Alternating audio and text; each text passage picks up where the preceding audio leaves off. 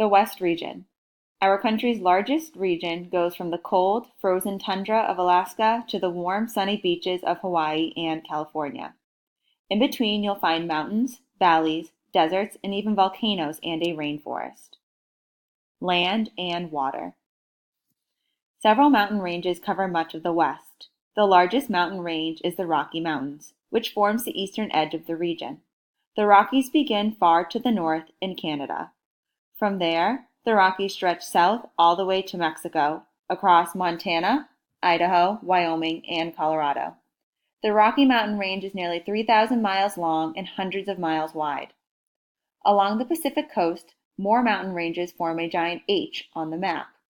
The coast ranges make up the first long line of the H.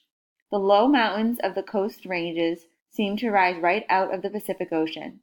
They form cliffs in many places along the coast all the way up to Alaska. The highest mountain in the United States, Mount Denali, is part of the Coast Range.